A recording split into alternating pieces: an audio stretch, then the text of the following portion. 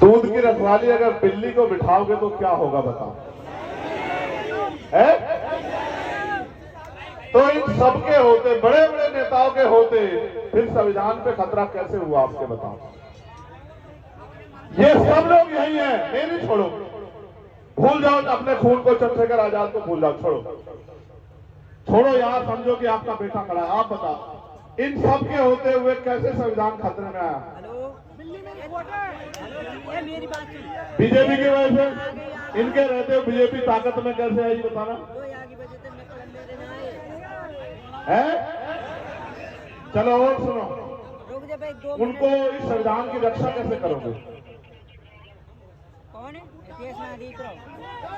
जब तक वो राजनीतिक शक्ति राज सत्ता में बैठे रहेंगे, क्या संविधान सुरक्षित हो जाएगा क्या? अगर उनको हटा के कांग्रेस को बिठा दोगे तो संविधान सुरक्षित हो जाएगा क्या? चलो इसमें एक कहानी आपको सुना देते हैं, सुनोगे कहानी? हाथ उठाओ कितने लोग सुनोगे? बहुत अच्छी, 1 मिनट की कहानी काम आएगी आप लोगों के, सब लोगों के याद रखना, आप भी सुन लेना। गांव में एक ताकतवर आदमी था, उसके 2 बेटे थे, एक का नाम राम था, एक का नाम श्याम। राम बड़ा सीधा सच्चा था और श्याम बड़ा झगड़ालू था।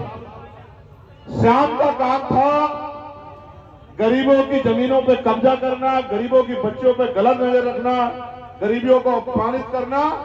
और जब वो ये करता था तो राम आके जो है उनके सामने खड़ा होकर कहता था कि ये गलत नहीं करने दूंगा तुम्हें। और चलता रहा ऐसे बहुत दिन। एक दिन ऐसा हुआ कि गांव में चुनाव आ गया, राम भी चुनाव लड़ा, श्याम भी चुनाव लड़ा। श्याम से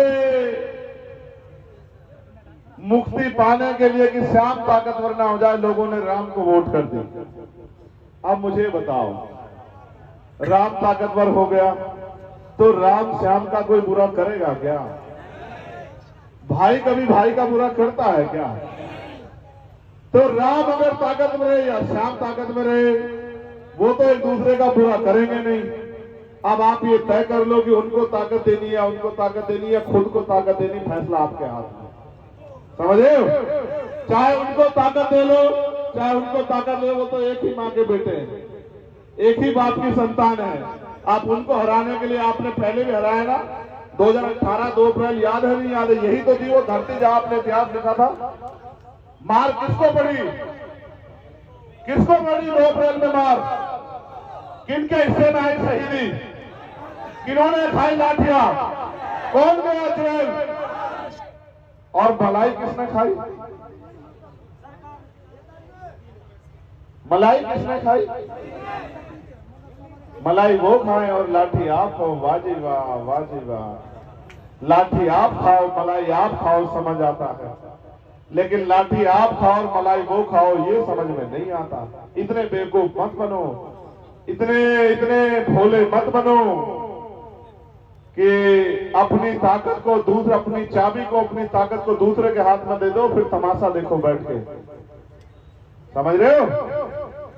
तो इस बार मैं आपसे आग्रह करूंगा, आप यात्रा में हम शामिल होना, लेकिन अपनी वोट को आजाद समाज पार्टी को देके आजाद समाज पार्टी को ताकतवर बनाना और मेरे हाथों को मजबूत करना कि मैं इस लड़ाई को जिस तरह जमीन पर लड़ रहा हूं, उसी तरह से सदन में भी आपकी इस लड़ाई को लड़ते हुए अपने लोगों को देखूं और आने वाले कल में आपका राज यहां स्थापित हो। बहुत बहुत धन्यवाद। जय भीम, जय भारत, जय मंडल, जय संविधान, जय जोहार। आप सभी के लिए मंगल कामना। माताओं बहनों से कहूंगा धूप बहुत है, आप मत आना रोड पे, आप छाव में रहना। ये नौजवान है, ये लड़ लेंगे मैं इनको